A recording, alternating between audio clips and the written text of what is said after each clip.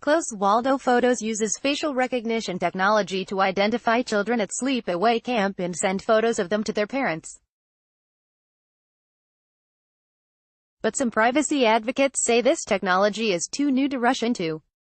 USATODAYASHEVILLE,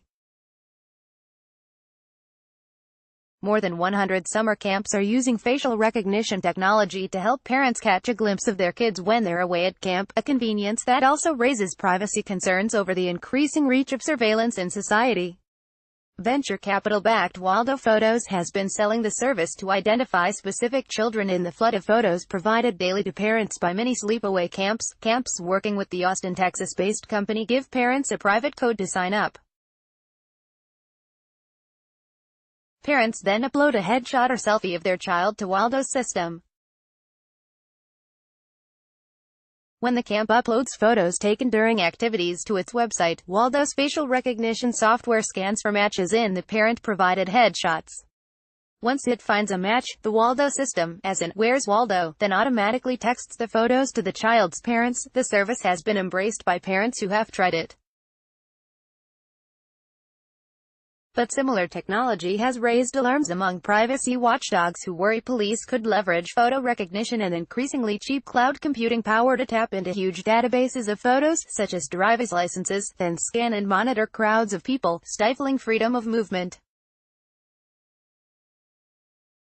Two campers run together after finishing a ropes course at T-Bar M Camp in Spicewood, Texas. Photo. Waldo Photos. Microsoft's president late last week argued the danger associated with this growing field was so severe the government should regulate it. Facebook is the target of a class action lawsuit in California over its use of its facial recognition technology to tag photos.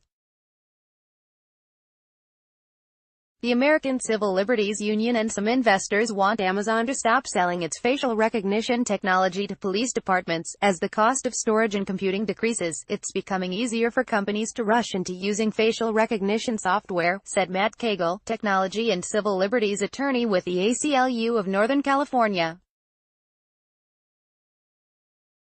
But before these technologies are deployed, there needs to be a discussion about whether this type of tech is necessary at all and how users' privacy is protected. For those who haven't attended or sent a child to summer camp recently, the days of writing letters are long gone. Instead, most camps have staff photographers who roam about taking hundreds of photos of campers as they go about their activities. Those photos are typically posted on the camp's website or Facebook page once a day. Parents must then click through images of potentially hundreds of children swimming, canoeing, s'more making and lanyard tying in order to spot the one or two of their child. An example of a screen from Waldo Photos, which uses facial recognition software to find images on a parent's child posted by their summer camp and text them to the parent. Photo. Waldo Photos, in Tuxedo, North Carolina, Falling Creek Camp posts between 600 and 800 photos of campers each day, Associate Director Frank Tyndall said. The Waldo service has been popular with families who only want to see a few of their own campers. Parents seem amazed that the software can pick their child out of a crowd, he said. Reed Whitliff has sent his 16-year-old son to Camp Rockmont in North Carolina for several years now.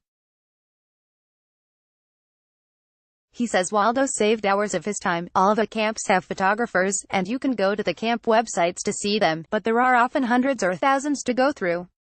You're desperate to see your child, but there are just so many pictures to sort through. Two camp counselors eating s'mores at T-Bar M Camp in Spicewood, Texas. Photo. Waldo Photos. Waldo CEO Rodney Rice said his company is aware of privacy concerns. The program is entirely opt-in. If a family doesn't upload a photo of their child, Waldo doesn't search for them. And before they do, families sign a detailed permission statement. Waldo uses a two-step verification system so only campers' families have access to the photos. There's also a protective feature for families for whom there are security concerns about having photos of their children made public. Their photos can be automatically matched, extracted and removed from the database. If you have kids whose dad is a DEA agent, or who are in a custody issue, we are able to remove their photos, Rice said. Camps also get analytic software that assesses how many times campers are being photographed, which lets the photographers make sure they get shots of every child attending camp and don't miss anyone. There are few laws that govern use of facial recognition technology, so it's up to the individual company and the user to set and ensure limits on who has access to this personally identifiable data. Waldo's system is currently in use at more than 100 camps in 33 states and is expanding into schools and youth sports teams. The service keeps a child's image until the account is deleted, so if a child's camp, school and soccer team were all Waldo-fied, as Rice calls it, the parents could quickly and easily gather all the photos of their child. If a parent doesn't want the company to retain the image beyond the summer, for instance, they can go to site and delete their account. The service costs between $1 and $2 per day of camp for families that choose to use it. Those that don't can still access all the camp's photos, they just have to click through them on their own. Rice said the company definitely would require a warrant to allow law enforcement to access its photo files, but has never been asked to. With this service, parents are faced with the now familiar trade-off of the high-tech age. Do they worry about future risks of such technology or set them aside for the practical benefits today? Carla Brown, the parent of a 14-year-old camper at Camp Greystone in North Carolina, loves seeing what her daughter is doing at any point during the day. Privacy concerns over the facial recognition software having her daughter's face on record were not a worry for her and her family, she said. It just wasn't, she said.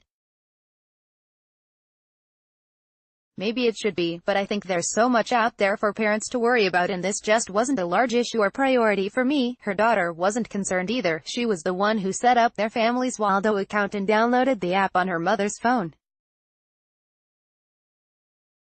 Weiss reported from San Francisco for USA Today. Hort reported from Asheville, North Carolina, for the Citizen Times. Read or share this story. https://usat.ly/21